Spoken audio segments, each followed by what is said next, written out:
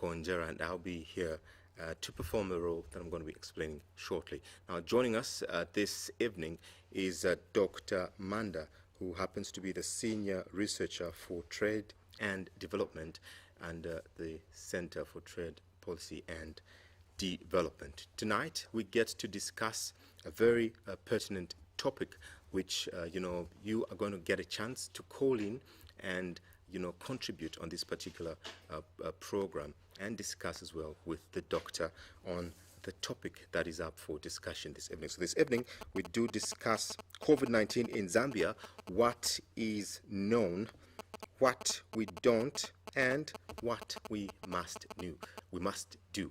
Now, joining me is Dr. Manda, and he's joining us all the way from the United States of America. Dr. Manda, good evening. Good evening, Said. How are you today? And good evening, viewers. I'm happy to be here.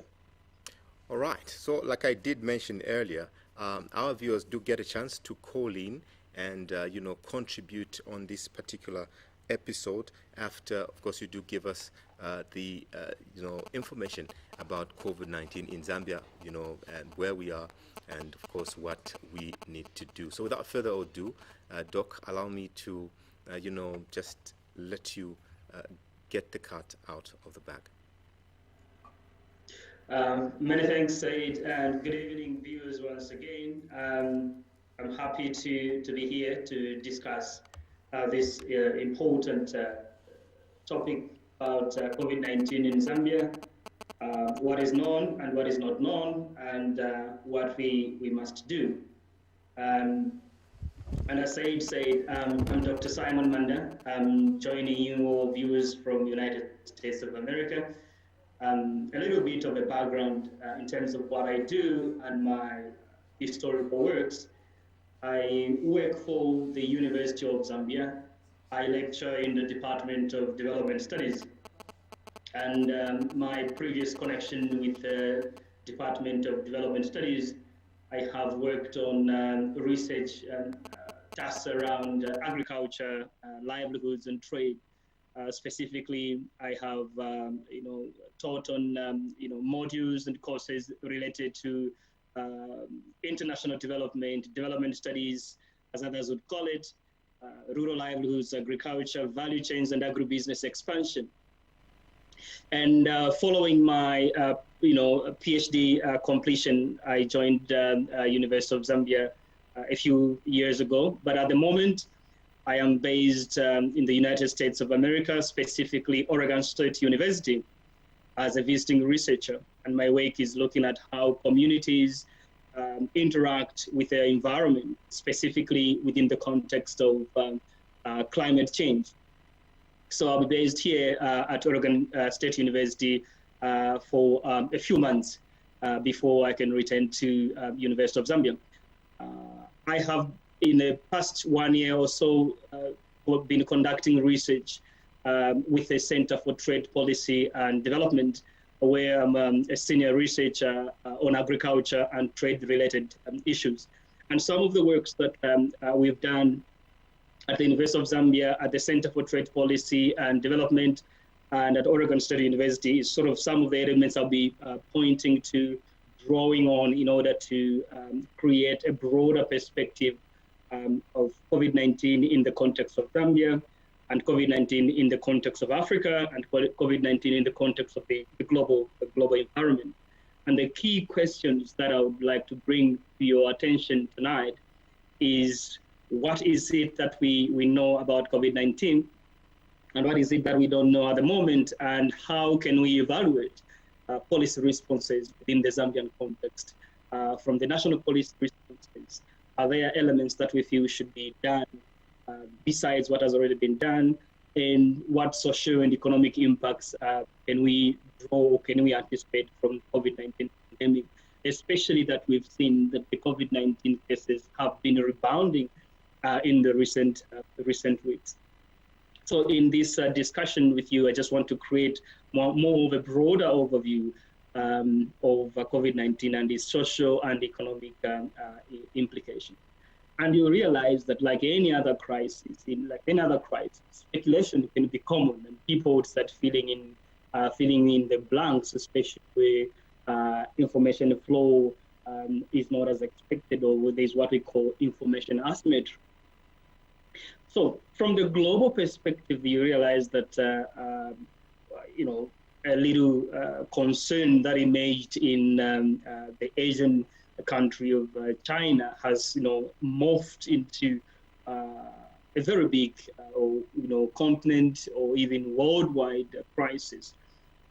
Current statistics from the World Health Organizations have indicated or show that over 100 million confirmed cases of COVID-19 have led to over 2 million deaths worldwide, and even more, especially that the actual statistics for COVID-19 still remain incomplete.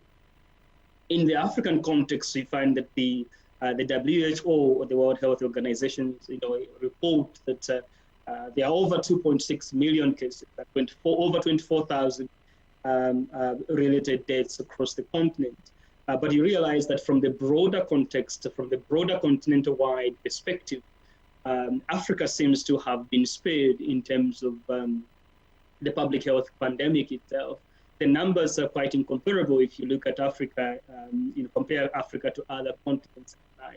There are many reasons that probably can explain why this is the case, but more broadly, this should not be a point where African countries rest on their laurels and give up and probably do not put the desired efforts into curbing the pandemic.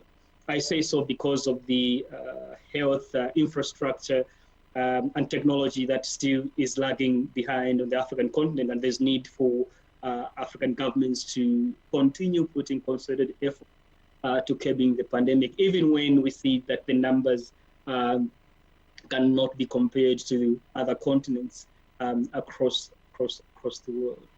In the Zambian context, the WHO statistics as of today report that we've had slightly over 59,000 COVID-19 confirmed COVID-19 cases, and maybe in the past 1 or 2 days, we've had about 1,514 confirmed cases. And, we have, as a country, experienced or incurred 812 deaths and over 51,000 recoveries. The recovery rate is quite remarkable, and I think there are a lot of factors that can explain this. And again, when you look at the death rate itself, it seems to be incomparable when you compare Zambia to countries like South Africa. But at a broader perspective, at a continental-wide perspective, the numbers of COVID-19 deaths and confirmed cases and recoveries seem to be on a lower end. Again, even within the Zambian context, we don't expect the government to relax the measures surrounding public health guidelines and aimed at curbing the pandemic. So since last year, as with other countries across the continent, you find that Zambia put in place a variety of containment measures, and a few experimentation of a lockdown in Pakiwe, in Nakonde, the other side. And early enough last year, we find that schools, colleges, and universities were closed. Only now are we seeing these things open. And in the past few months, policy responses have included increased COVID-19 testing centers, as alongside wider social restrictions and the like. But the key question that I would like to pose here to you viewers is that how Zambia has experimented itself with the lockdowns and other containment measures. How effective are the lockdowns, and how should Zambia consider the possibility of further lockdowns in the near future? But our recent works, actually, the critical review of literature across sub-Saharan Africa, we find that the imposition of lockdowns really have peripheral impact in terms of on the spread of COVID-19 cases and also in reducing the casualties themselves. We are talking about countries like Congo DR, the other side. We're talking about South Africa that we can point to have implemented lockdowns, and existing literature shows that the lockdowns were less effective.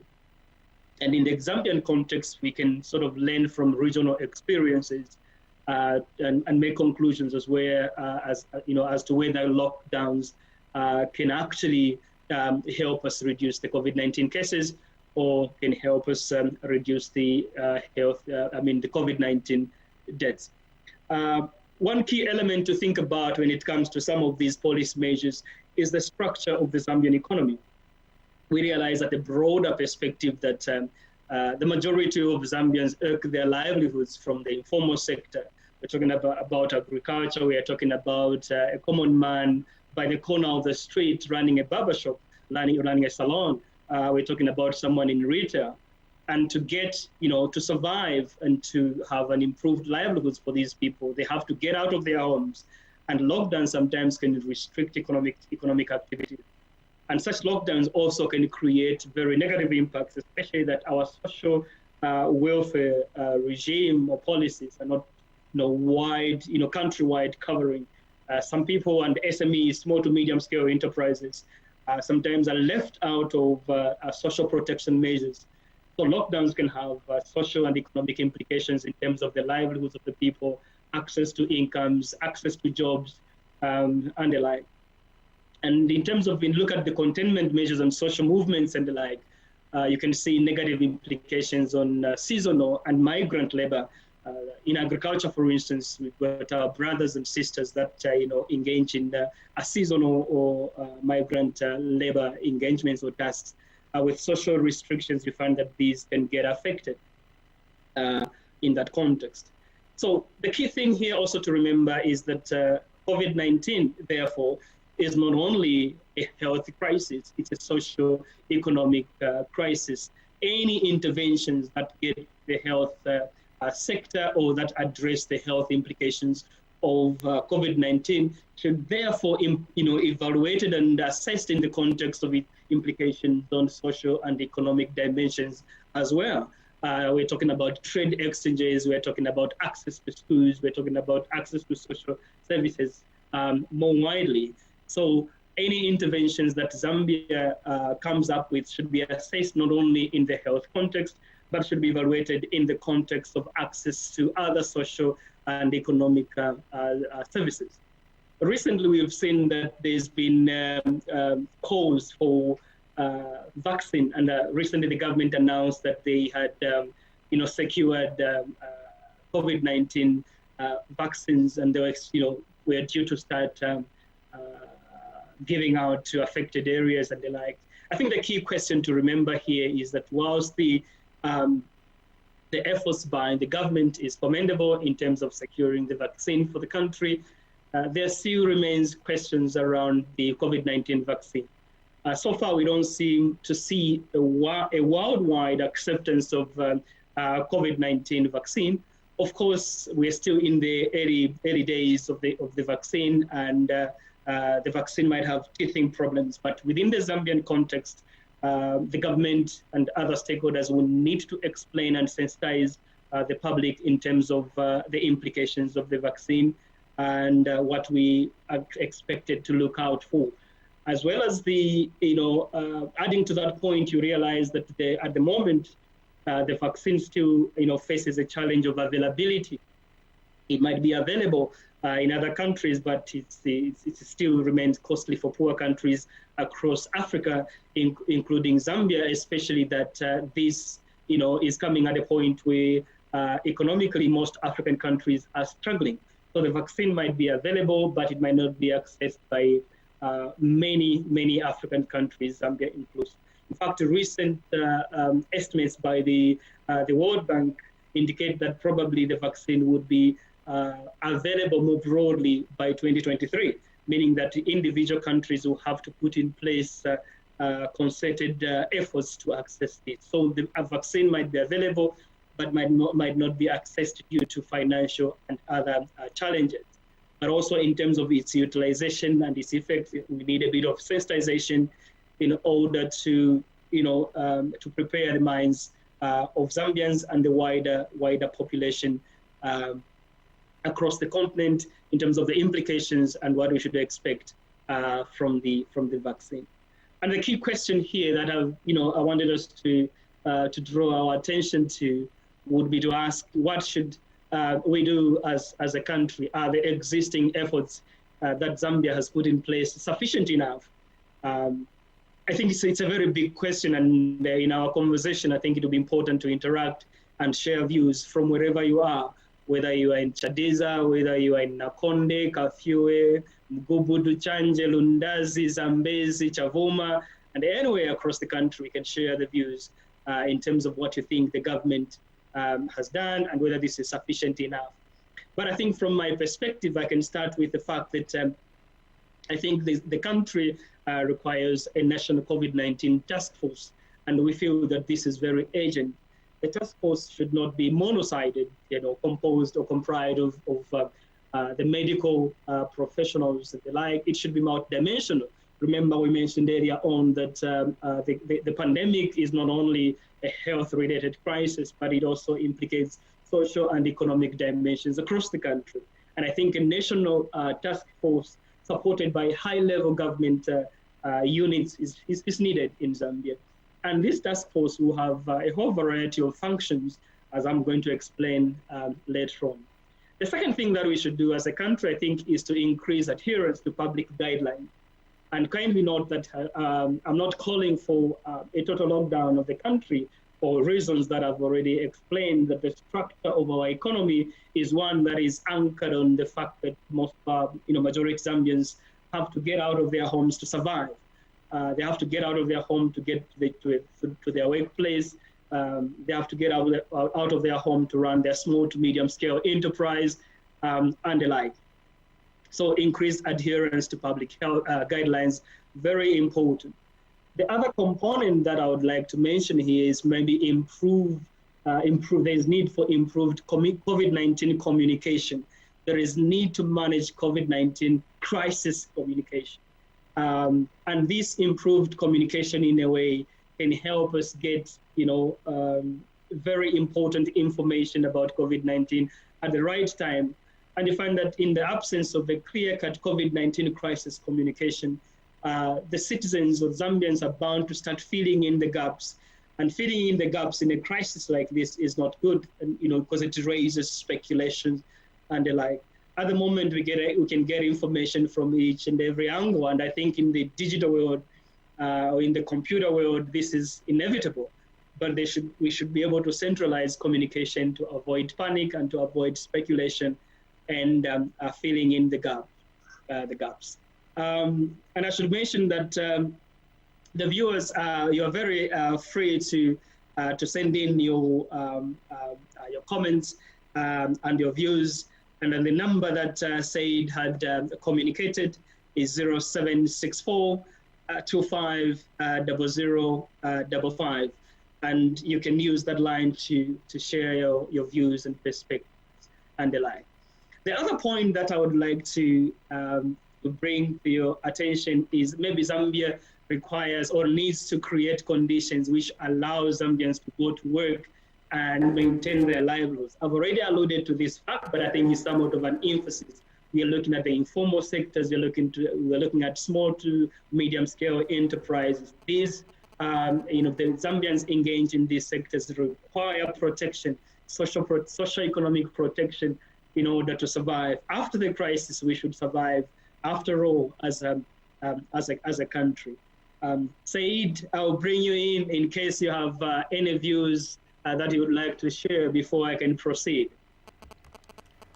All right, thank you very much, Dr. Manda, for that. It is interesting, really, to see the number of points that you've listed, and of course to see the strategies that you're advising, such as the creation of a national task force, to help with the pandemic. Now, our government here has, done quite a number of, embarked on quite a number of interventions, but of course, like you're suggesting, I think a national task force that is multidimensional in nature is one that would really help.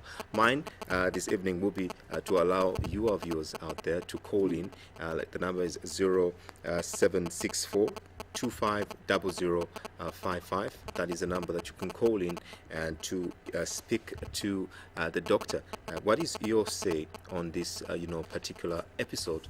And also remember that this program is brought to you courtesy of CTPD, as well as the OSISA, that is Open Society Initiative for Southern Africa. Do call in on that number and you'll be able to get through to studio and to talk to Dr. Manda, who's joining us from the United States of America. Doc, you did say that we need to increase adherence to COVID-19 guidelines, but of course, not forgetting that there are people who need to feed. There are businesses that need to run. It has been a very difficult, decision to make here in Zambia, because at the end of the day, some families have to decide to either, starve or to just go out there and face COVID-19. The government has also been a bit reluctant in terms of the measures, because most of the measures might mean, locking down on that would have a huge economic impact, as most businesses would come to a standstill. So I'd want to just get your idea of how Zambians can still, operate amidst the COVID-19. I think what you've mentioned, Said, is a very important point, and I can sympathize with the government that this is not going to be an easy call. And this relates to the fact that this crisis is unique. It's not entirely a health crisis. It's going to be a financial crisis. It's going to be a social and economic crisis more broadly. And you're right. Some Zambians, our brothers and sisters, have to make a tough decision of going out there and risk it all and face COVID-19, or stay at home and starve and run out of supplies and the like. And some of our brothers and sisters must survive a day at a time. And any futuristic planning is very difficult at a household level. But the key point that I wanted to sort of bring to your attention, as well as the viewers, is that there is need for the country to interrogate the COVID-19 statistics. This is very important for us to understand what the pressure points are. Are COVID-19 statistics or numbers rebounding because of primary schools, because of secondary schools, because of colleges or universities? The answer to that is not known. Are the COVID-19 cases rebounding because of people interacting in the markets? What are the profile and demographic background of the COVID-19 cases themselves? This information is less known. So we feel like it's very important to interrogate the statistics, not only for anything else, but for the fact that it helps the government to make critical decisions and which sectors should be targeted. At the moment, you realize that there are two platforms for testing that seem to be available in Zambia. And from the medical perspective, there's what they're calling the antibody test and the antigen test. But these tests combined have their own challenges and weaknesses from the medical perspective.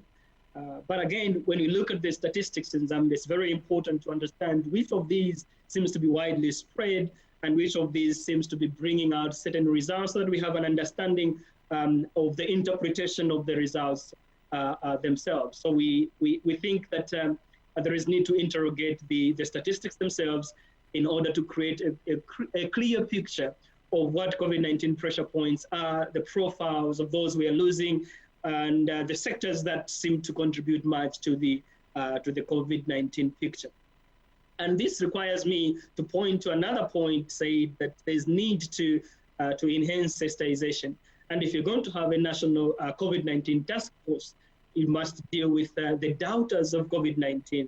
We still have our brothers and sisters, some of our brothers and sisters who sometimes might doubt the very existence of COVID-19. And this requires more sensitization from the government and other key units and within the government, NGOs or civil society organizations. So it's a tough call to make, but it has to be made in order to balance not only the health interest, not only to protect the public from the COVID-19, but also to ensure that our brothers in small to medium scale enterprises, our brothers that must get out there and survive, should be able to maintain their livelihoods. And I feel that, I believe that any substantial economic recovery would stem from the fact that we are able to maintain local livelihoods, trade exchanges, and the like. Back to you, Saeed. That information, of course, as we continue sharing, to you that is watching us, the number to call is 0764 250055. You can ask any question concerning the COVID-19 pandemic in Zambia, where we are and, what we need to do as and what other questions do you have concerning, the COVID-19 pandemic. Doc, allow me as, we wait for those phone calls to just ask you a question bordering around COVID-19. Now, one of the anticipations that the world had was, that a vaccine, would be developed.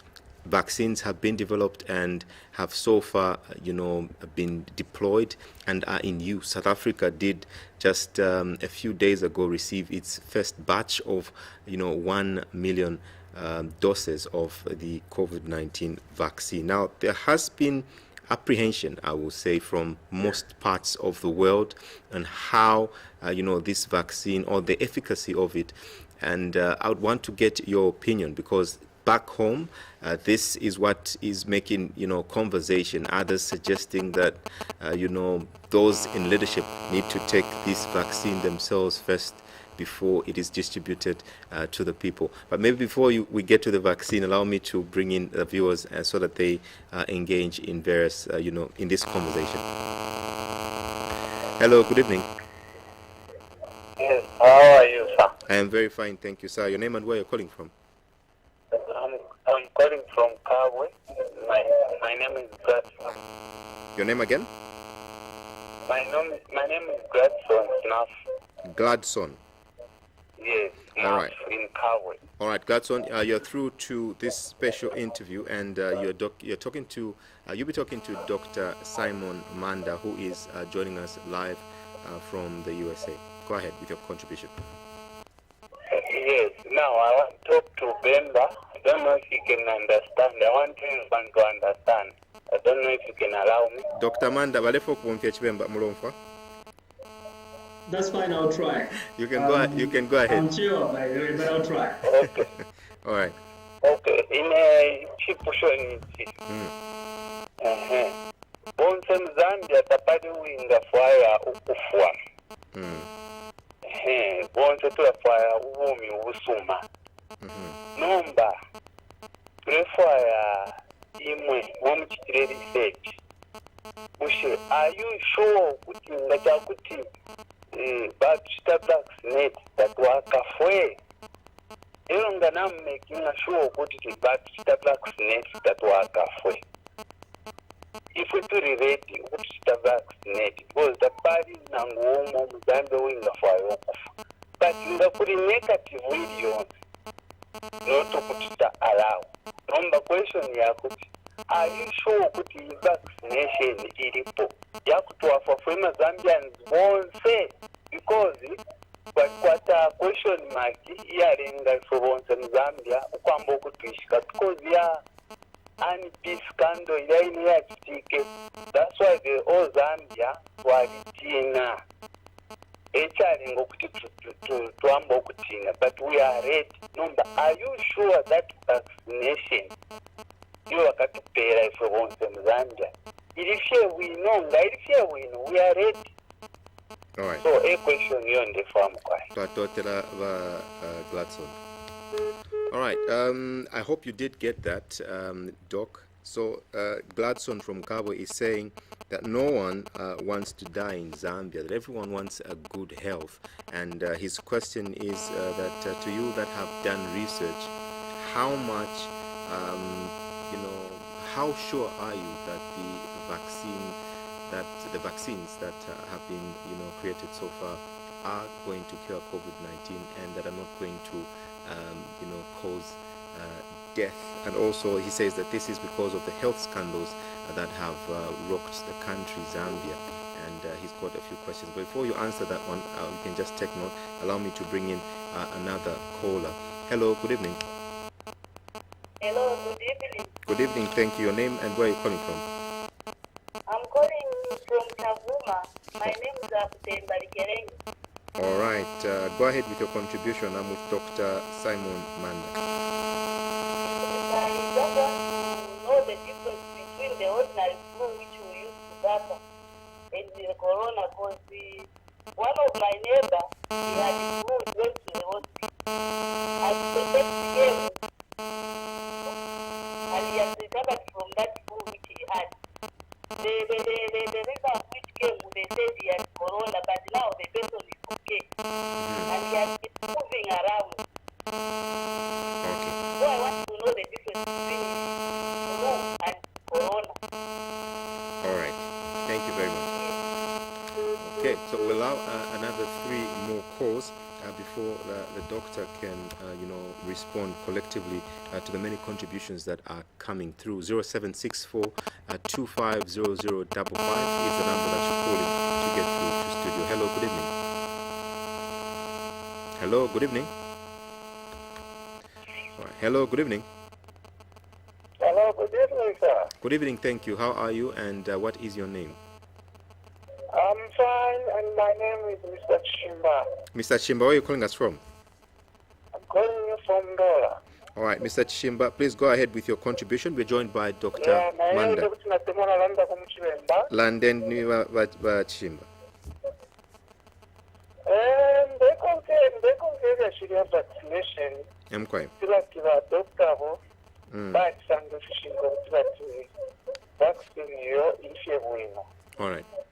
But normally, as soon as I'm the Joyquata, I search Panicha Tropical Diseases Research Center, Dola.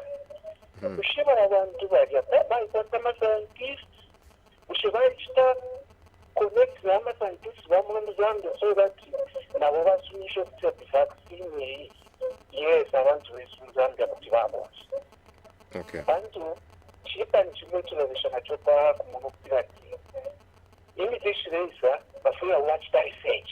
Okay. Bahamona ukutira yawe uyuru tichachine government uyuru tikasumisha twabumvya ku bantu besu. All right. So I want a doctor that communicate the tropical disease research center. Okay. That's okay. All right. Watasha Kwaiba Chishimba. 0764 250055 is the number that you are calling. Hello, good evening.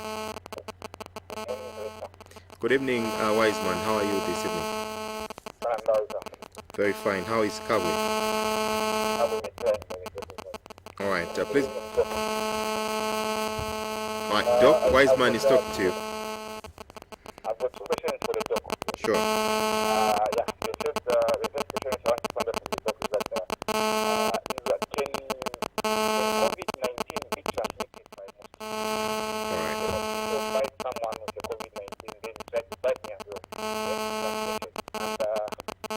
And if someone who has got the COVID-19 maybe so then the fly goes on that thing which that one has our dot, then comes to see them.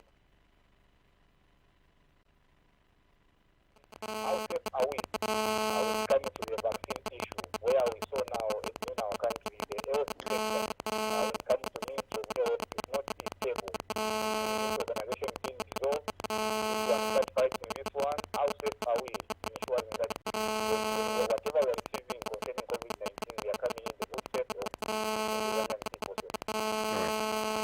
Thank you very much, wise man. We'll pick our final final call for this set of calls, and then I will allow Dr. Manda to respond to these many questions that are being posed this evening. 0764 250055 is the number you're calling.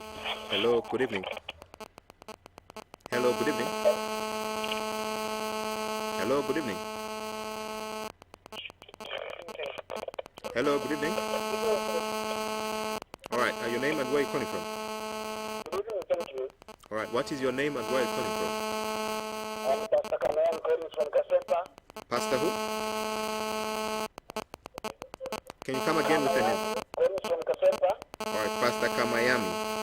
Yes, please. All right, please go ahead with your contribution, sir. Yeah.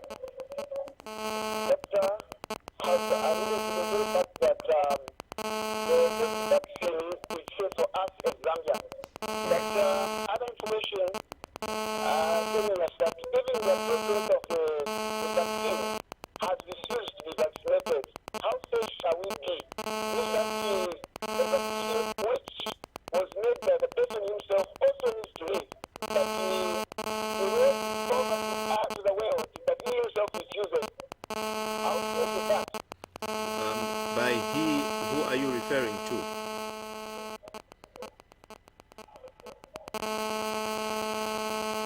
All right, thank you very much, Mr. Kamayami, for that contribution. Doc, I have, a number of questions that we've collected from, viewers across the country. I hope you took note of some of them. And I will start with the first caller from Kabwe, in the name Gladson, who said that no one wants to die, but is concerned, with the various scandals that have rocked the nation with regards to the Ministry of Health. And now he wanted to find out how sure you are of the COVID-19 vaccines that have been, developed so far. Yeah, thank you so much, Said, for that. And the thing is, question coming from Garson from Kabwe. And I think I should mention from the outset here that I am not appearing or discussing these views as a defender and advocate of the COVID-19 vaccine. I am also learning about this just like anyone else, and the information around the vaccine still remains scanty at the moment. But like any other vaccine, there would be negative and positive reactions to it. Pfizer, who probably are the pioneers of the widely spread COVID-19, have advised or have reported that there is a 95 efficacy rate of COVID-19, and I think they are also learning as they go. But I think the most important thing is to for Zambia and its experts to look at this vaccine and conduct their own trials. It reminds me of when we were growing up in primary school. We would have vaccines on our arm, in primary schools and the like. And some would get swollen, others will not react to it, and many more reactions to the primary school vaccine we used to receive. So I expect that it's expected that there will be different reactions to the COVID-19 because our bodies differ, and when we introduce an external, body into our, bloodstreams, bodies will react differently. But just to ensure our own safety and not knowing what we are giving to our citizens, I think it's important for the government to also put in place their own measures. And I think what you've said, Garson, relates to what Mr. Chishimba talked about, the research centers that we have in Zambia. And it's very important that any task force that is going to work on COVID-19 is supposed to work with existing institutions in Zambia to ensure that the trials or any tests are conducted. But some of these institutions would suffer from poor funding, poor staffing levels, and the like. But it's very important that we conduct our own tests on these vaccines. We, as Zambians, have to start writing our own history. We have to tell our own stories. We have to narrate our own experiences. and by entrusting such institutions, we can do a good job. Said, I missed the other questions. If you can come in. All right. So we did have a question coming from Chavuma, where the caller was asking the difference between an ordinary flu and the coronavirus, because someone close to the caller had normal flu symptoms, and then was later on tested. The person tested positive for COVID-19, and he was walking freely among people because he didn't have the severe symptoms of COVID-19. So they wanted to find out the difference between this. Yeah, thank you so much for that. And I think the caller from Chavoma is bringing out a very important element we discussed earlier on. In the absence of adequate information, in the absence of a very clear-cut COVID-19 communication strategy, citizens or Zambians will start filling in the blanks and they will be speculating. At the moment, I will not speak really from a medical background, or what we are relying on are what we're calling COVID-19 symptoms. And we are told that some people would be asymptomatic, like they will have the COVID-19 virus, but they would not show the signs, or they would not show the symptoms of being unwell. And I think that's what's going on, because at the moment we don't know which flu relates to COVID-19 and which flu is probably related to this seasonality in Zambia more broadly. So I think the key point there is that we are all filling in the blanks, and without a clear-cut sensitization plan, without a clear-cut communication, COVID-19 communication strategy from the ministry and the like, it becomes very difficult for us to understand what's going on. And very importantly is the point we mentioned earlier on. It's important to interrogate these cases. It's important to interrogate these statistics for our own planning as a country. Said. Thank you very much, Doc. We did also have a number of questions coming from Kabwe. Wiseman did ask, can COVID-19 be transmitted by a mosquito, or can COVID-19 be transmitted by a fly? Say, someone that has COVID sweats or any liquid, a fly sits on any liquid of any fluid of somebody that had COVID-19 and then sits on someone's food. Can then that lead to a transmission? And he also did ask how safe we are. He was making reference to what the other two callers did. Yes. I think thank you, Wiseman, for that. It's a tricky question, and also it points to the fact that we need more information about the virus. At the moment, we seem to have been told that the virus is transmitted, human to human, and the virus can only stay in the open space for just a small period of time. And I have not come across any research or literature that points to these other transmitters, mosquito or flies. I am yet to read about that, but so far we know that we've been told that it's more human to human. Say it. One question. This one was asked by Pastor Kamayami, who did ask a question. This is, information that has been propagated by, several online platforms to say the funders of the COVID-19 vaccine, they've actually named them, have refused to take the vaccine. So why should Africa or Zambia in particular be the ones to take the vaccine? So this is some misinformation outside.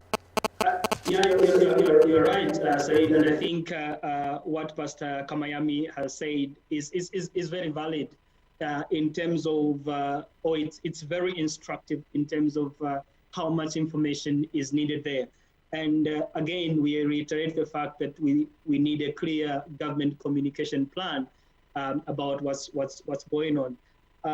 Again, you're right that the wider acceptance of the COVID-19 is yet to be achieved, even in the in the US or in other European countries, we still have a section of the society that don't believe in the vaccine. And I think it's a role of the Ministry of Health, it's a role of our government officials to clearly explain what this vaccine is all about and its implications. But we have seen public officials elsewhere in Europe and in the US that have volunteered themselves to receive the vaccine.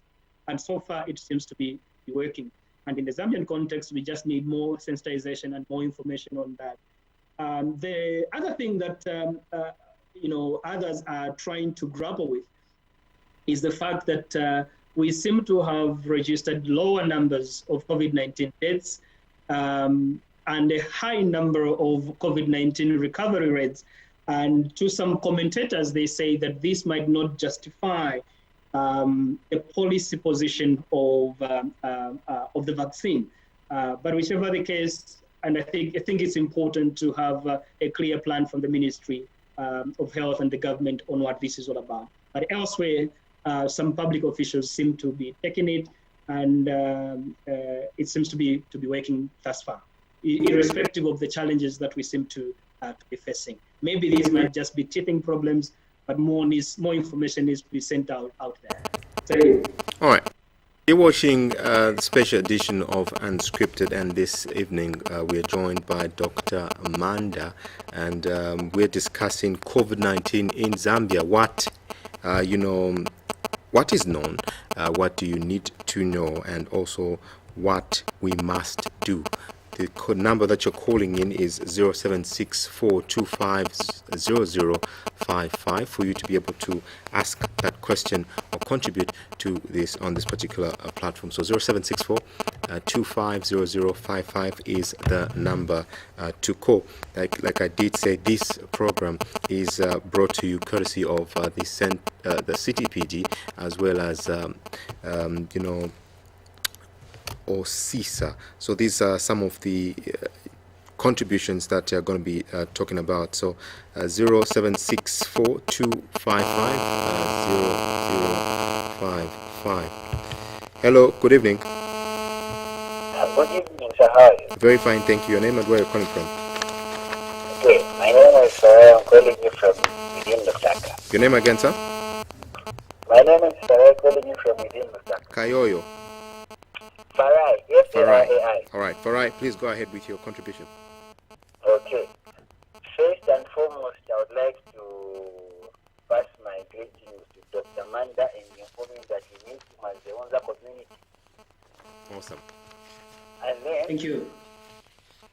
what I would like to find out from you and the doc is how much do you think our Zambian government is working hard to sensitize the numbers or the rural population on how best they can keep themselves safe and protect themselves from spreading further this pandemic? Because one thing that I've come to notice is that the urban areas, at least they have a bit of information here and there, but what is happening in the rural areas is quite contrary, and it seems to be something that they do not care about, and there is zero presence of the COVID-19 pandemic in the rural areas. All right, thank you very much, Farai, for your contribution. All right, 0764250055 is the number that you are calling. Farai asks a very important question, Doc, that, the rural areas probably have some bit of information, but what happens in the rural areas do not have, information, or there's misinformation, and he's questioning how much you think government is doing in sensitizing the citizenry on COVID-19. Yeah, and thank you. It should be Kayoyo for that question. I think you are right. We just completed a research, recently. We're trying to look at the perspective, rural perspective of COVID-19, and you realize that the sources of information for most of our rural dwellers, or rural brothers and sisters, is from a friend, or we heard from the friend, or we heard about COVID-19 from the church, and other informal sources, and there's a lot of miscommunication. And also with the rural-urban divide, you see that the public conduct is different. In urban areas, Zambians seem to be on top of the game in terms of access to information, maybe because of social media and the like.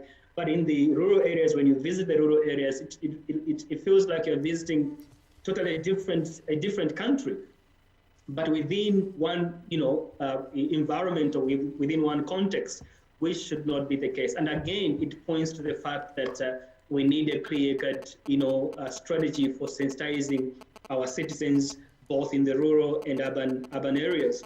And you find that even when we had lockdown, some rural areas went on with their when we had strong containment measures, social restrictions and the like, the rural areas seem to have continued their lives in agriculture, their lives in trade and the like. So I think we need a more of a holistic approach to the way we view and intervene in COVID-19 pandemic itself, as opposed to sort of being biased towards the urban areas. More support is very, very much needed for the rural areas as well. And I think I agree with Kayoyo's sentiment. Said. All right, I do have a text message that is coming through. This one says, "Good evening, Dr. Manda. I'm really following the program. My question is, my nose has blocked. Also, I have lost sense of taste. What could be the problem? I'm worried." This is coming from Prosper Mwamba from Kapirimposhi, Zambia. Yeah, thank you for that. And I should mention from the outset, Mamba, that I might not speak really from a medical background or medical. I might not give you medical advice, but I think it's important to appreciate the fact that these symptoms sometimes might appear for different sorts of reasons, and the only way we can gauge what it is to sort of get a taste of it. Blocked nose, loss of sense of taste sometimes can be caused by a whole variety of reasons. But again, I'm not commenting from a medical background. I think I can just advise that you quickly get yourself a test. And the most important thing is that, like any other pandemic, panic can send us into different wrong directions.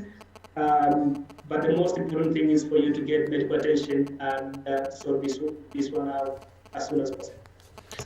All right, Doc, we have about 5 minutes, before we wind up. Zambia did, in the education sector, we did open schools on the 1st of this month. Now, prior to that, there were huge concerns with regards how much information the little ones have concerning COVID-19 and how well protected, they are. What would your advice be now that schools, have gone ahead and opened?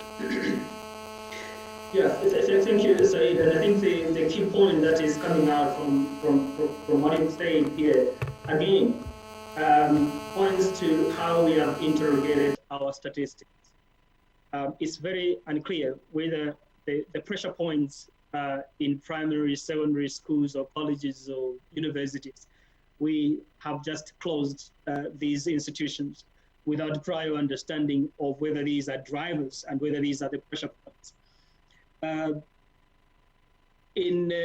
think opening the schools is a commendable job, and I think from my own assessment, this was long overdue, and I think the closure itself the closures themselves might not have been driven by adequate information about the fears of COVID-19 and where the interventions should have been. But I think as we open the schools, it's very important that there are different layers of COVID-19 effects. We're talking about how do we protect our teachers who are giving a lot for our children? How do we protect the children themselves And in some cases, the children are interacting with their schools, coming from home, and then they go to visit their schools and then interact with their teachers. I feel it's very important for the Ministry of Education to have school-based interventions that can protect our teachers and also protect our children. Most importantly, do a countrywide assessment as to how or whether the COVID-19 is coming from the schools, the school environments, and then respective interventions to be put in place accordingly. Say it. Few more calls, just maybe two before we wind up. Hello, good evening. Good evening. Evening, thank you. Your name and where are you calling from? Gloria is my name. Gloria, where are you calling from? I'm calling from Uganda, Soccer.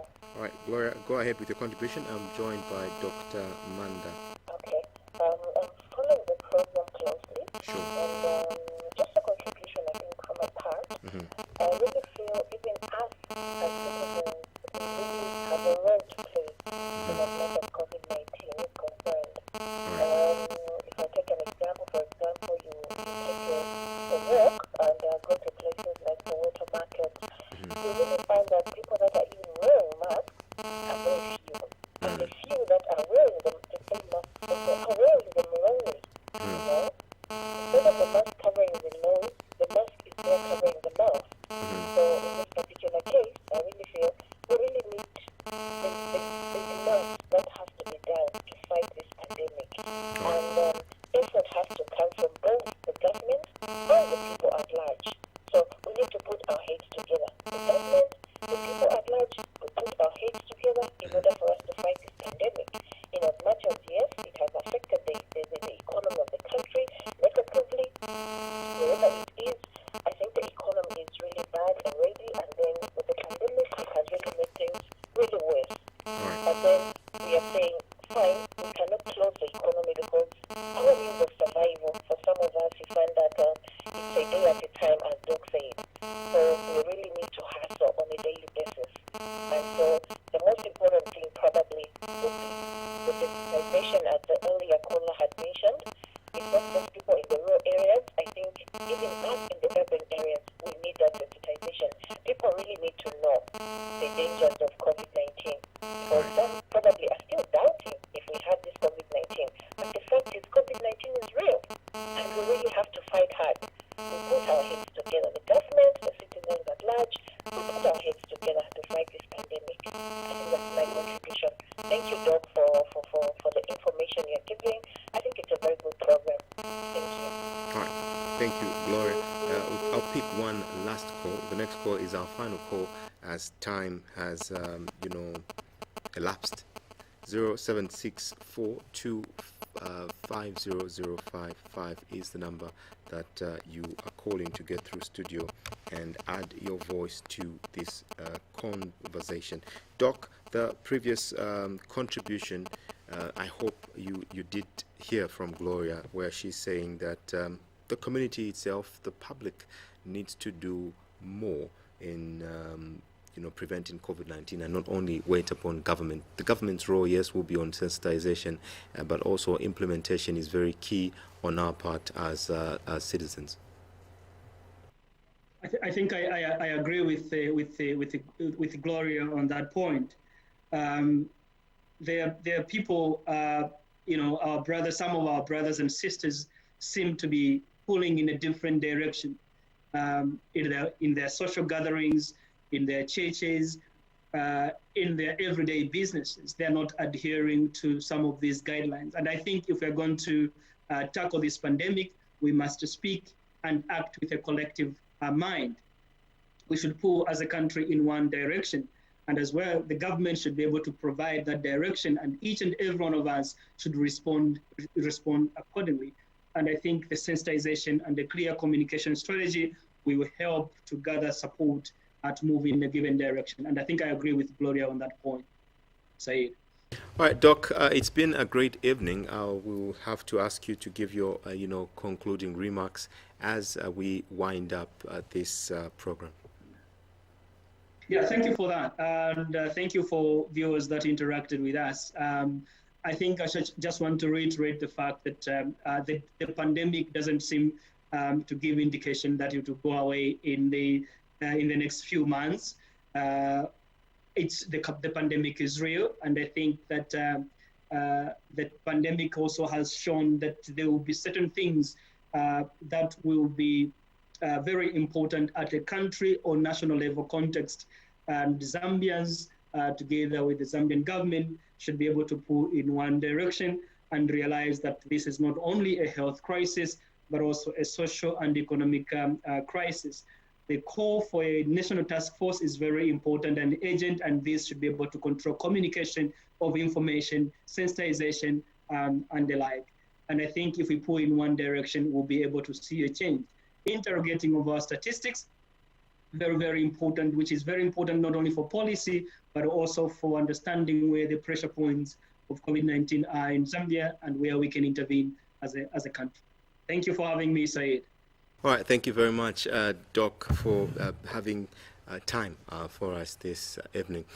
Well, viewers, this is where we end our program this night. I was talking to Dr. Simon Manda, who happens to be a senior researcher for trade and development under the CTPD as well.